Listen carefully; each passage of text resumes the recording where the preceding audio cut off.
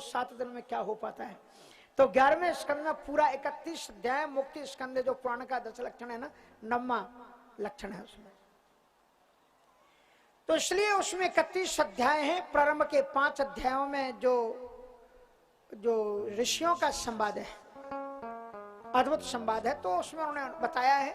और उसके बाद में उन्होंने कहा कि महाराज उन्होंने हमारे लिए कुछ कहा कि मैं तो अब उपदेश दे नहीं सकता। जब वो उपदेश दे रहे थे तो मैं भी था, और उसी समय पर वहां पर मैत्रेय ऋषि थे। गोविंद ने अंतिम समय पर आपको याद किया था, बड़े सौभाग्यशाली हैं।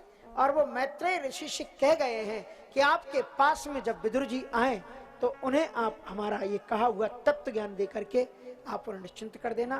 तो उन्होंने कहा इसलिए आप मैत्रेय ऋषि के पास हरिद्वार जाएं। और विदुर जी महाराज इस प्रकार से मैत्रेय ऋषि के पास में आए हैं। मैत्रेय ऋषि ने उनका अभूतपूर्व स्वागत किया है। वो कहते हैं कि मैं जानता हूं आप साक्षात धर्मावतार हैं। मांडव्य श्रापाद, मांडव्य ऋषि के श्राप के कारण ही आपको धरती पर आना पड़ा है।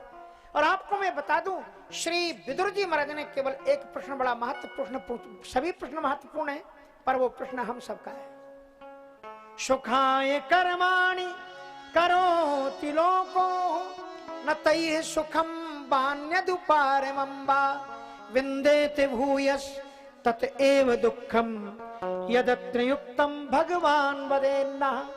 संसार का प्रत्येक प्राणी जो भी कर्म कर रहा है वो सुख प्राप्त करने के लिए करता है, लेकिन हम देखते हैं कि मनुष्यों को सुख नहीं दुख ही मिलता है। उसका कारण क्या है? कहा व्यक्ति आज तक यही नहीं जान पाया कि सुख है क्या और दुख है क्या। व्यक्ति ने सुख को दुख मान लिया है और दुख को सुख मान करके झेल रहा है। इसलिए वास्तविक सुख व्यक्ति को कैसे प्राप्त होता है, सारी चीजें उन्होंने उनको बताई। उन्होंने ये भी कहा है कि महाराज ये जो आत्मा है, प्रत्येक आत्मा ईश्वर के अंश है, तो फिर ये दुखी क्यों है? भगवान एक एवैषो सर्व क्षेत्रेषु वस्तुतः अवश्य दुर्भगत्वं वा क्लेशो वा कर्म भी कुतः। इसकी निवृत्ति कैसे हो सकती है? तो बहुत सुंदर उत्तर दिया। संक्षिप्तता में मैं इसी के साथ में आपको ले चलूंगा।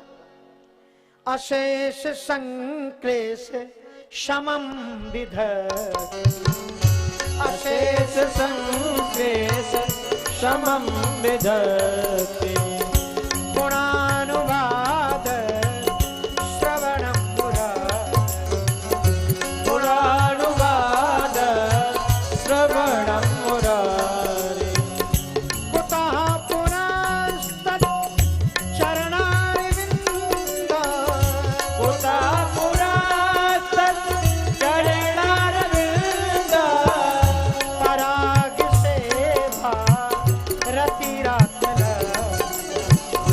पराग सेवा रतिरात्मन। आप सुख को तलाशो।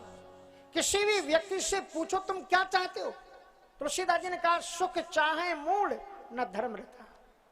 दुनिया के लोग सुख तो चाहते हैं, लेकिन वो सुख जिस धर्म से मिलता है उस धर्म में अनुरक्ति नहीं है।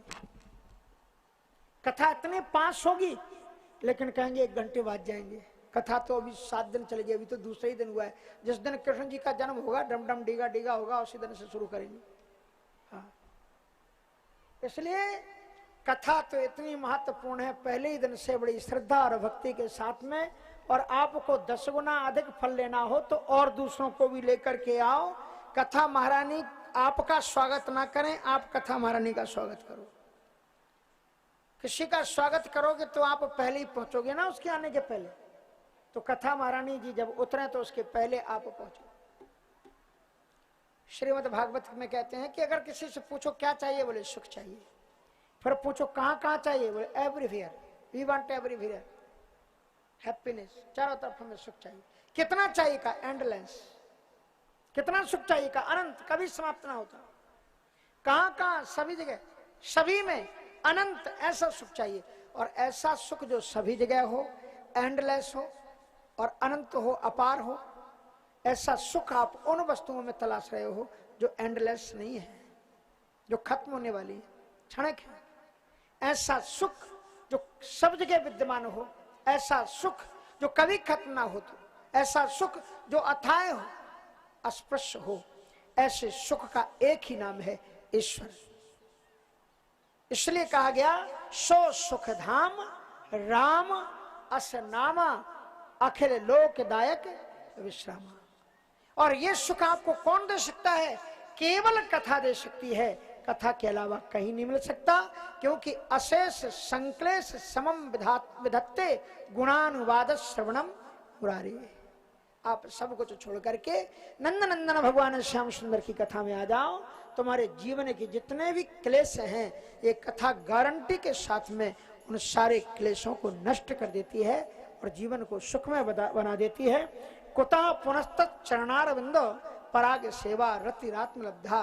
क्योंकि कथा में बैठोगे तो भगवान के चरणों की परम मंगलमयी भक्ति का आविर्भाव हो जाएगा। और जिसके जीवन में गोविंद के चरणारविंद हो, गोविंद का प्रेम जिसके जीवन में बैठ गया हो, तो फिर उसे जीवन में सुख की तलाश क्या करना। सुख तो उसके पास में स्थायी आकर के रहता है। इन्हीं शब्दों